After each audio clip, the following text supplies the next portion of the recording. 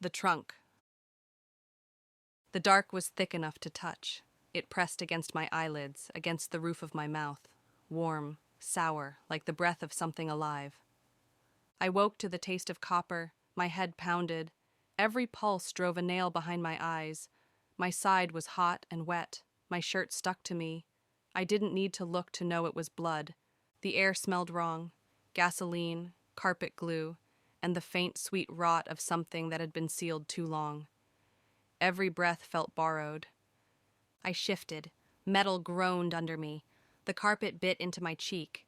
My knees were jammed too high. My left arm was dead weight under my ribs. Somewhere above me, a car door slammed. A memory hit like a hammer.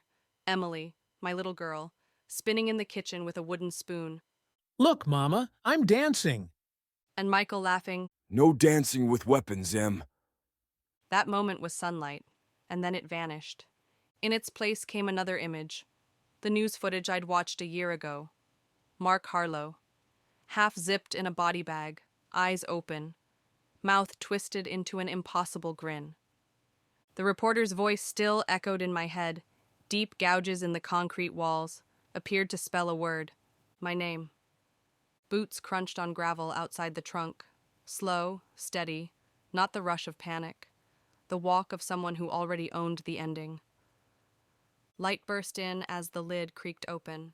He leaned over me, older, thinner, but the eyes were the same cold blue. "You're dead," I rasped. He grinned. Yeah, for a while. He tapped the knife against the rim of the trunk. Click, click, click. Only came back for you, partner. I met him years ago outside a dive bar called the Rusty Nail. I was 19, broke, leaning on a stranger's car just to see if someone would stop me. He did. That yours? He asked. Nope. He smiled. Good answer. We talked until closing time. I told him about the bracelet I'd stolen once, just for the rush. You ever try something bigger? He said. Like what? Stick around. I'll show you. 2 nights later, I was in his Camaro with a crowbar in my lap. He cracked open a pawn shop door like he'd done it all his life. When we drove away with a duffel bag of stolen junk, I felt alive for the first time. After that came our date nights. He picked the place, I picked the target. The alley behind the liquor store, our first kill. He worked the man's mouth shut with one hand, knife in the other. When the body hit the ground, I caught the head before it cracked. "You're making a mess," I told him. He laughed. Thought you liked that. I like clean work. He handed me the knife. I finished the job. Later, in the Camaro, he tapped the blade against the door frame. Click, click, click. Our private rhythm. Then came the night in the woods. We'd been following a girl for nearly an hour. He caught her from behind, steel at her throat, and turned the point toward me instead. "What are you doing?" I asked. Just wondering. He said. How quick things change. One day you're holding the knife. The tip touched my chin.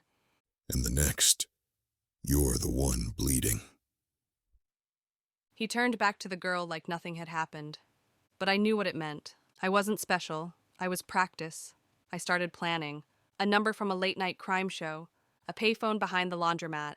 I told the voice on the line his name, where he'd be.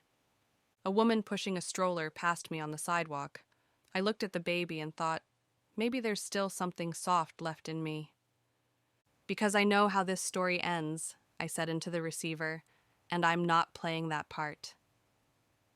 Friday night, I rode shotgun like always. The red and blue lights hit us before the engine cooled. He looked at me once, memorizing, not angry, not surprised, just knowing. The cops dragged him out, slammed him against the hood. When they asked for my statement, I told them everything they needed to put him away. I took the deal, the new name, the new life, Samantha. For years, I told myself it was over. Then came the news. Convicted murderer Mark Harlow was found dead in his cell early this morning. They showed the photo, body bag, half-zipped, eyes open, mouth locked in that grin. They said he'd carved into the walls before he died. They didn't say what it spelled, I already knew. I turned off the TV. Mom? Emily called from upstairs. Are you coming to tuck me in? That night, I dreamed of the Camaro idling at the curb, Mark behind the wheel, waiting. Now he crouched over me, eyes too bright. They called me by a number. He said. Not my name. But when I woke up, the only word in my mouth was yours. What are you now? He smiled. Yours. The blade slid between my ribs. Pain bloomed white. They'll find you in a few days. He whispered. Long enough for me to get to know your little girl. I saw Emily, not a child, but grown denim jacket, standing where I once stood outside a bar, waiting for something exciting to happen. Don't, I tried to say, but the word never made it out. He pulled the knife free, the lid slammed. Darkness pressed in, heavy and final. My heartbeat slowed, then faded. They found me in the trunk of a black Camaro on a service road outside Reading. Same make, same model, same dent in the bumper as the one Mark used to drive. The knife buried in my side had fingerprints on it, dirty, smudged, but they matched his. And Mark Harlow had been dead for years. My daughter told the story later, her voice calm, older, recorded for some podcast that wanted to solve what they called the open case. My mom's name was Samantha Miller. She said. At least, that's what she went by. Most people didn't know she used to be someone else. They found her in the trunk of a black Camaro. She'd been there for days. The weird part? The Camaro was the same make, model, and even the same dent in the rear bumper as the one Mark Harlow used to drive. And the knife they pulled out of her side had fingerprints on it. Dirty, smudged prints. They matched Mark's, but Harlow's been dead for years. I saw the news myself. The interviewer asked if they ever found who did it. No, Emily said after a pause. the case is still open.